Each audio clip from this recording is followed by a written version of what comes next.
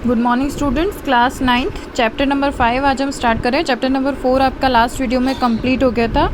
Chapter number 5 में देखिए आप सूक्ति मोक्तिकम, सूक्ति रूपी मोती। सूक्ति का जो हम संधि विच्छेद करते हैं स प्लस उक्ति, मतलब कि अच्छे वचन, अच्छे बोले गए वचन जो किसके समान है, मोती के समान है, वो होता है सूक्ति मोक्तिकम। प्रस्तुतो अयम पाठः नैतिक शिक्षाणाम प्रदायक रूपेण वर्तते। यह प्रस्तुत किया गया जो ये पाठ है वो नैतिक शिक्षा देने वाला है। अस्मिन् पाठे विविध ग्रंथेभ्यः संग्रहणं कृत्वा, इस पाठ में विभिन्न ग्रंथों से संग्रहण करके नाना नैतिक शिक्षा बोधक पद्यानि गृहीतानि सन्ति, अलग अलग तरह के नैतिक शिक्षा का बोध कराने वाले पद्यों को इसमें संकलित किया गया। मतलब अलग अलग जगह से आपके पद्य लिए गए हैं जो अच्छी अच्छी शिक्षाएं हमें देते हैं।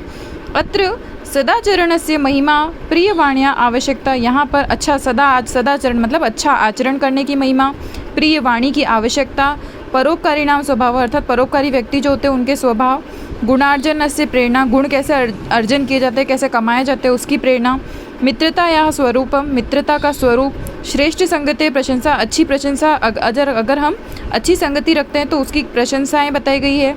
च सत्संगते प्रभाव, और इसके साथ साथ में अच्छी संगति, अच्छे लोगों के साथ रहने के क्या प्रभाव होते हैं, इत्यादि नाम विषयाणाम निरूपणम अस्ति, इन इत्यादि विषयों का निरूपण किया गया है।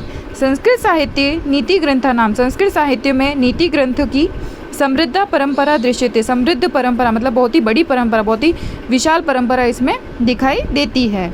तत्र प्रतिपादित शिक्षाणाम, वहाँ से प्राप्त की गई शिक्षा का अनुगमनम कृत्वा, उसका अनुगमन करके उसको फॉलो करके जीवन साफल्यम कर्तुम शक्नुमः, उसे हम फॉलो करके हम क्या कर सकते हैं, हमारे जीवन में सफलता प्राप्त कर सकते हैं। ठीक है, अब इसके हम आते हैं श्लोक पर। पहला श्लोक देखिए, वृत्तम यत्नेन संरक्षेत वृत्तमेति च याति च अक्षीणो वित्ततः क्षीणो वस्तुतः हतः। वृत्तम का अर्थ होता है हमारा चरित्र, है ना। यत्नेन का अर्थ होता है मेहनत करके या परिश्रम से, है ना। तो हमारा जो चरित्र है उसे हमें मेहनत करके परिश्रम करके क्या करना चाहिए, उसकी रक्षा करनी चाहिए। मतलब अगर हमारा जो चरित्र है वो हमारे लिए बहुत ज़्यादा इम्पोर्टेंट होना चाहिए।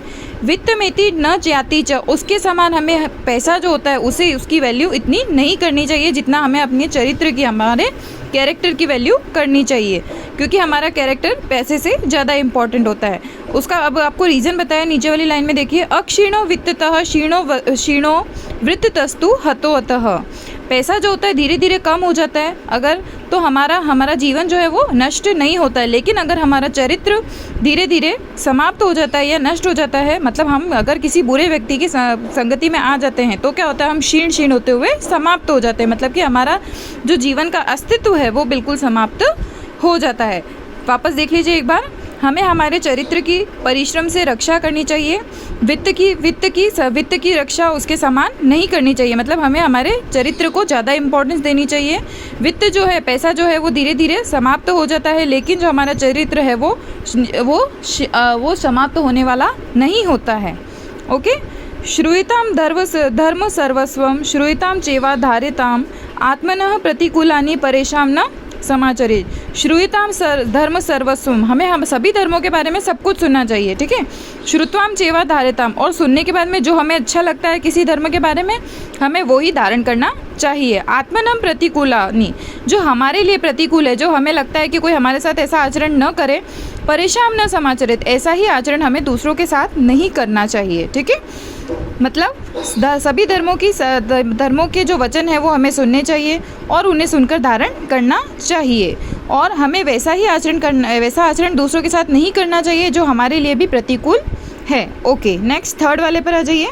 प्रिय वाक्य प्रदानेन सर्वे तुष्यन्ति जन्तवः तस्मात् तदेव वक्तव्यम वचने का दरिद्रता। प्रिय वाक्य प्रदानेन अर्थात प्रिय वाक्य बोलने से सर्वे तुष्यन्ति जंतव, सभी जो जीव हैं वो क्या होते हैं, संतुष्ट होते हैं, सुखी होते हैं।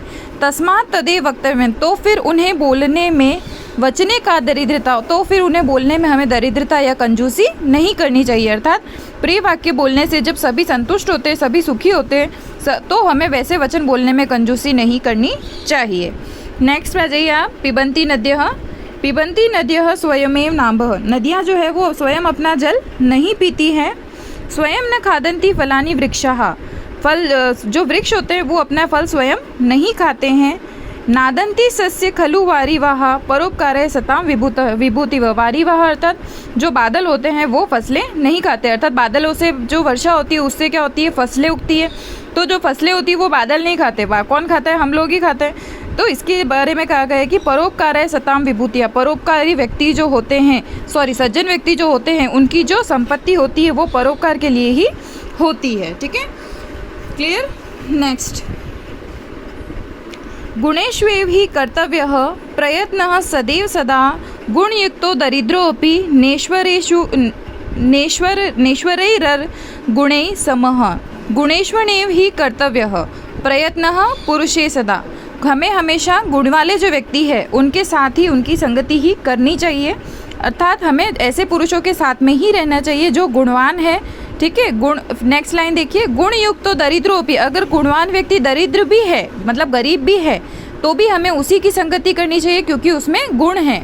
अगर कोई व्यक्ति पैसे वाला है, बहुत ही अमीर है, लेकिन उसके पास गुण नहीं है तो हमें उसकी संगति नहीं करनी चाहिए, क्योंकि जीवन में सबसे ज़्यादा इम्पोर्टेंट क्या होता है, गुण और हमारा चरित्र।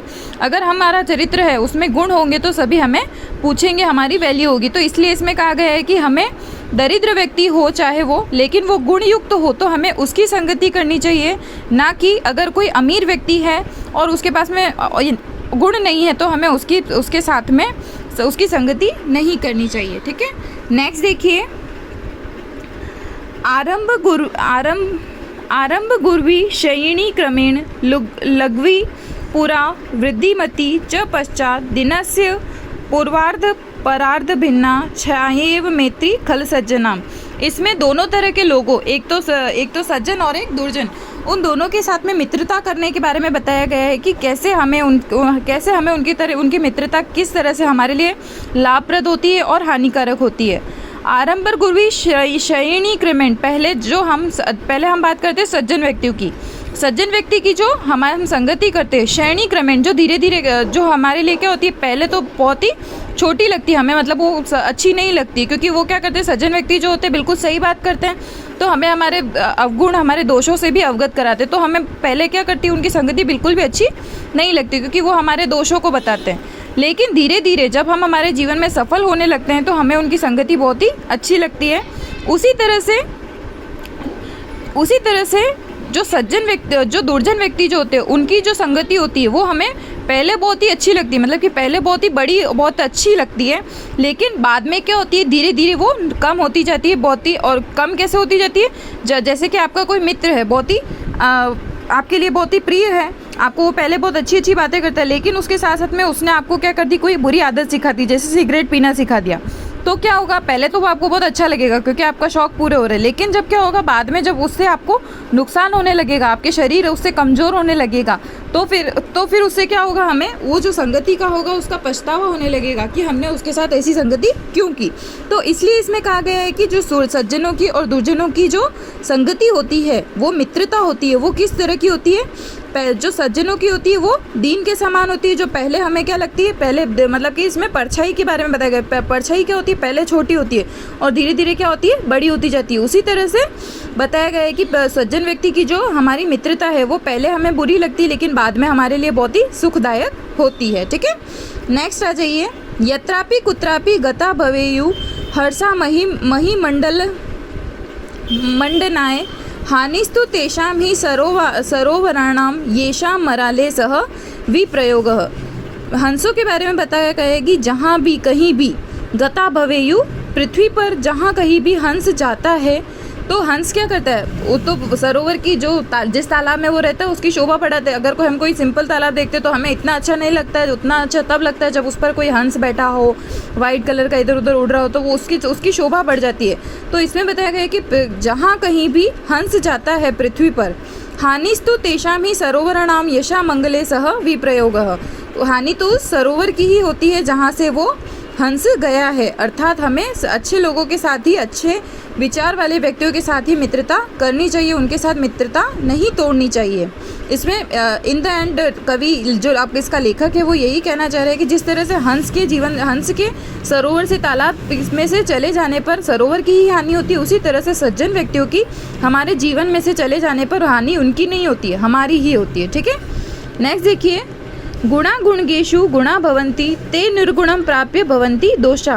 अगर किसी गुणी व्यक्ति के पास गुण है तो वो गुण ही रहेंगे, लेकिन अगर किसी निर्गुण व्यक्ति है जिसके पास गुण नहीं है, अगर उसके पास गुणी व्यक्ति जाएगा तो वो भी गुणहीन हो जाएगा। मतलब अगर आप गुणी हैं, आपके पास में अगर गुणी व्यक्ति आता है तो बहुत अच्छी बात है, आपके गुण जो हैं वो बहुत ही और भी बढ़ जाएंगे। लेकिन अगर कोई व्यक्ति निर्गुण है, उसके पास में अगर कोई गुणी व्यक्ति चला जाता है तो क्या होगा, उसके गुण भी दोष में बदल जाएंगे। जिस तरह से आस्वादितोयाः प्रवहन्ति नद्यः, जिस तरह से नदियाँ जो बहती है वो कितनी होती है, बहुत ही स्वादिष्ट होती है, उनका जो जल होता है वो बहुत ही स्वादिष्ट होता है। लेकिन समुद्रमा सात्य भवत पेयः, लेकिन जब वो समुद्र में मिल जाती है, समुद्र का पानी कैसा होता है, खारा, तो जब वो समुद्र में मिल जाती है तो उसका जो पानी है वो पीने योग्य भी नहीं रह जाता है। उसी तरह से अगर गुणी व्यक्ति के पास में, अगर गुणी व्यक्ति जो है निर्गुण व्यक्ति के पास जाता है तो वह भी निर्गुण या गुणहीन हो जाता है। क्लियर?